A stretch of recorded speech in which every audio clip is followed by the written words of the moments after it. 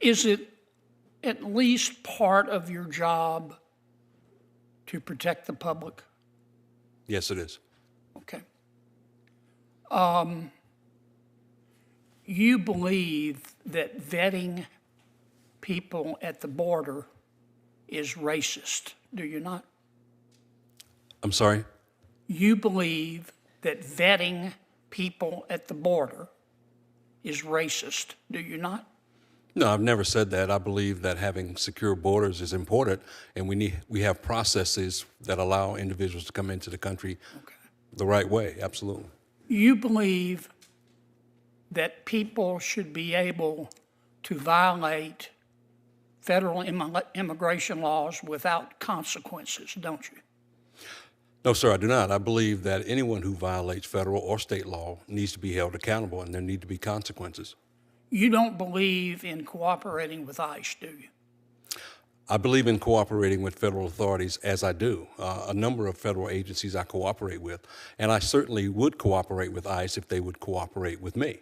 The Judiciary Committee hearing room grew quiet as Senator John Kennedy prepared to question Durham County Sheriff Clarence Birkhead about his immigration policies. The discussion centered on sanctuary city practices and whether local law enforcement should cooperate with federal immigration authorities. Kennedy approached the exchange with documents, past interviews, and detailed examples he believed revealed serious contradictions. As the questioning began, the senator immediately pushed the sheriff to clarify his views on border security and immigration enforcement. What started as a routine hearing quickly turned into a tense and highly focused interrogation.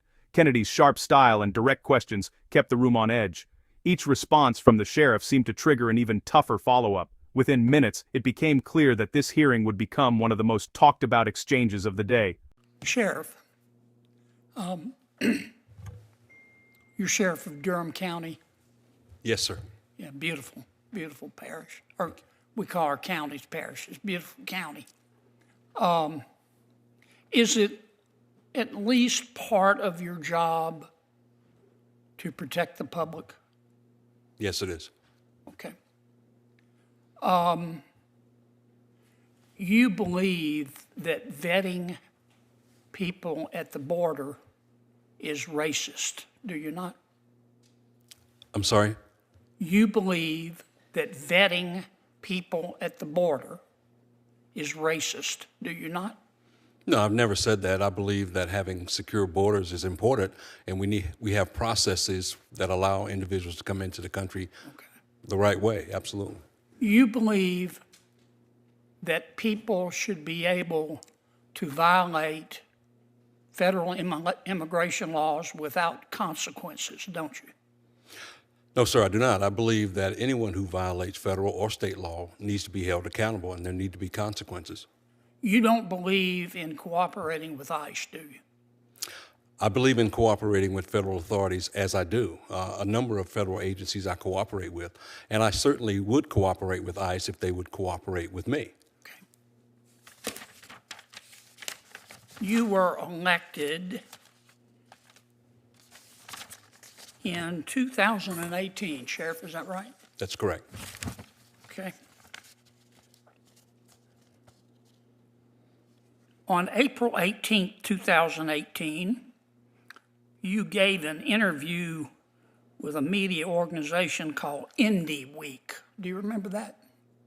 I'm familiar with the paper, yes. Okay. Here's what you said. I'm quoting you, your words, not mine. I disagree with the incumbent sheriffs, that's the guy you beat, with the incumbent sheriff's cooperation with ICE. I will make a clear and uncompromising commitment to not cooperate with ICE. As sheriff, I will not honor ICE detainers, and we will not participate in ICE roundups, end quote. Did I read that correctly? Yes, sir. Okay. In April of last year, you spoke to a group of ICE employees. Do you remember that? Not particularly, no. Okay, well, there was an article in a media organization media entity called the Assembly. Are you familiar with them? Do you remember? I've heard of the Assembly, yes, sir. Yeah, do you remember giving them an interview? I give several interviews. Sure. Yeah. I actually don't remember that particular one, but I'm... Okay. Well, here's what you said in the interview, apparently on the record. These ICE employees that you spoke to, you were referencing them, and you said, quote, they, these ICE officials, asked me, so Sheriff, if someone is about to be released from your jail and the detainer is about to expire, you will call us and let us know?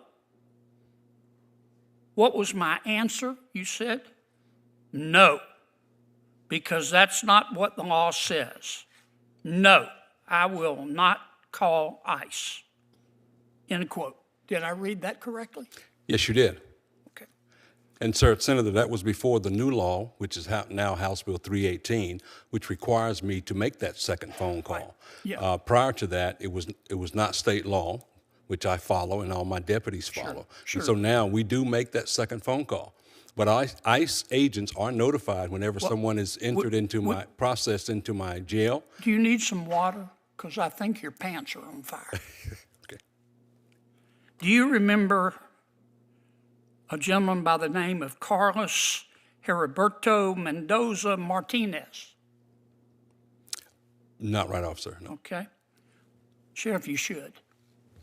He was in our country illegally from Mexico. He was in a street gang. Back in Mexico, he was convicted of manslaughter. And he was in your jail. And because in 2021 and 2024, Mr. Martinez was arrested for assaulting a woman and domestic violence. And ICE placed a detainer on this guy because he was in our country illegally. And he was a criminal. And he was in your jail. And you wouldn't honor that detainer, would you? I can't say that I did not honor the detainer. I can. I can say what I did honor was the conditions of the release that were issued by a judge. And so therefore, and once again, ICE was notified that they could come pick up this individual. Do you really believe in public safety? Yes, sir, I do. You would allow someone in our country, illegally, convicted of manslaughter, convicted of domestic violence, in your jail. ICE says, please hold him when his time is up. We want to get this criminal out of our country. And you said no? ICE was notified that they could come pick up the individual, and for some reason they did not. And the judge issued the conditions of release. I am a custodian. I do not determine who is released or held. I follow the court's order. Sheriff, I don't mean any disrespect, but you ought to be ashamed of that. How can you possibly be for public safety if you hate our immigration laws so much that you would let a convicted murderer back on the street? Do you really hate immigration laws that much? Senator, it's not a matter of that I hate immigration law. You could have fooled me, Sheriff. Thank you, sir. Yes, sir. Thank you for your service. You're now in charge. I got to go vote.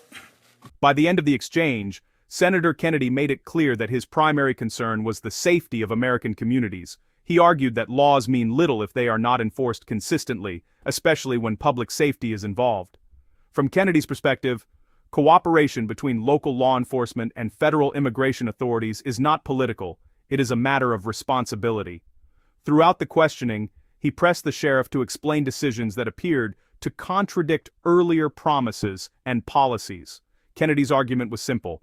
Communities expect their leaders to enforce the law and protect citizens first. He emphasized that ignoring immigration detainers involving individuals with serious criminal histories raises serious concerns about accountability. In his view, public officials must ensure that dangerous individuals do not slip through gaps between local and federal systems. The senator's tough questioning reflected the frustration many Americans feel about inconsistent immigration enforcement. Whether one agrees with his tone or not, Kennedy's message was direct and unmistakable: public safety must always come before politics. And in this hearing, he left the room with the clear impression that he had forced a difficult conversation that many believed needed to happen.